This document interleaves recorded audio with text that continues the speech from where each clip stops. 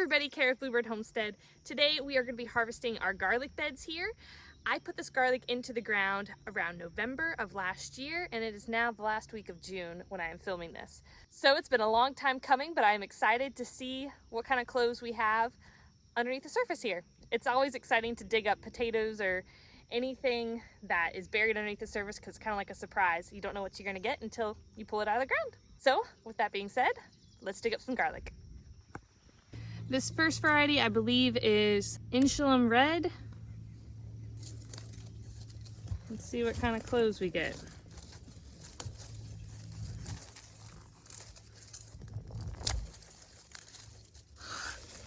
Oh my goodness, these are huge. Let's see if I can move that out of the camera way. All right, so first head of garlic. Massive. This is bigger than any store-bought garlic I've ever bought, that's for sure. This garlic is massive. If the rest of these look like this, then we're in for quite a harvest. Just to show you, it's the size of the palm of my hand. That's a really big head of garlic. That's great. All right, let's see what the rest look like.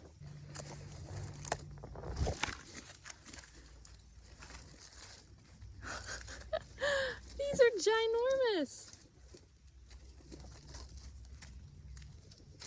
Again, another one about the size of my hand.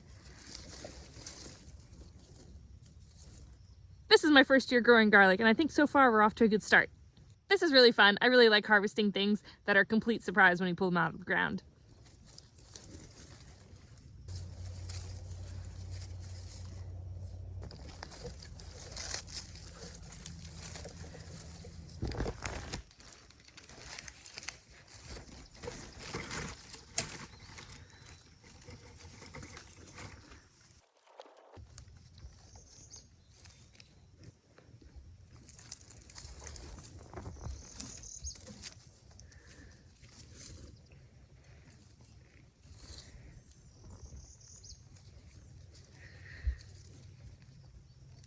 I just pulled this out of the ground. There was kind of a rock wedged here on this garlic clove. This is probably the smallest one I've pulled out so far. Still a very nice size, but this rock is kind of formed like a little indent where the cloves have grown around it. So that just goes to show me that it's important to have loose soil with as little rocks as possible.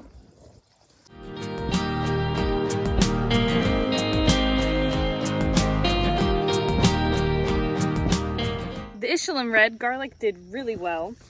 All of the heads of garlic are very large. Let's count and see how many total we got. 28 heads of Excalibur Red. Most of them are really good size like this. A couple are a little smaller, but I would say only one or two are on the smaller side. Most of them are quite large.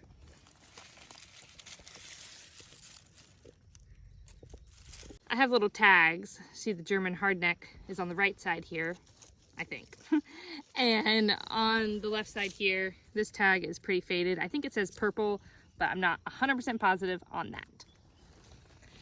Most of these tags actually faded, and I rewrote them earlier this spring. So the varieties I'm not 1000% certain on anyway.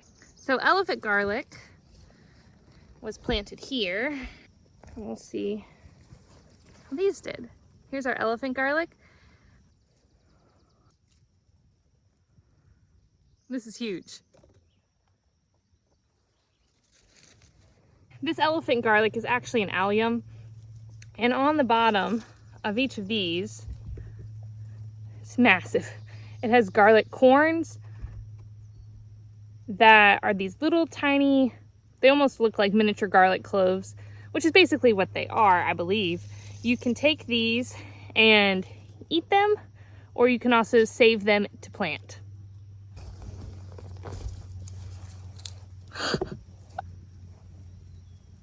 Look at that. So these are the garlic corns, and we'll just eat these in the next day or two. And this is our elephant garlic harvest here. There's a lot. This is only like a fourth of what we have to harvest. So I'm excited to see what the total count is. These are the Ischlin Red. I don't know if I'm saying that right. Ischlin Red, Elephant Garlic, and then these two, I believe, were the Red Nakota, but they were a little small, so I'm going to let the rest of those stay in the ground. So I'm just going to lay these out flat on the table so that none of the heads of garlic are overlapping one another, to let them cure for a day or two before I knock off the rest of the dirt and let them finish the curing process. I also want to try to braid some of these. So here is our table full of garlic, and we still have a lot more out there to harvest. I'm going to let these dry for a few days to free up the table space before we harvest the rest. Pepper, what are you doing on my garlic? It's about a week later now since we harvested that first batch of garlic, and we're going to go ahead and pull out the rest of it here. We have this bed, and then we have a half a bed over here as well that we're going to be harvesting.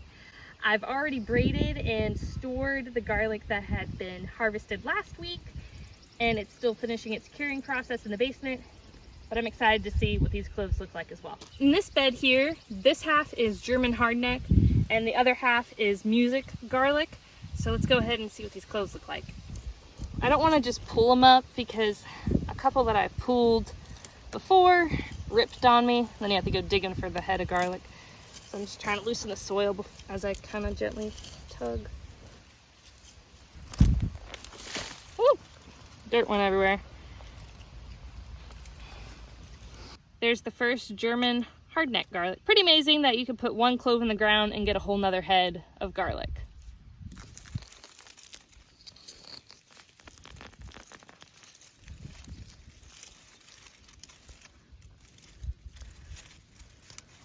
There's another one.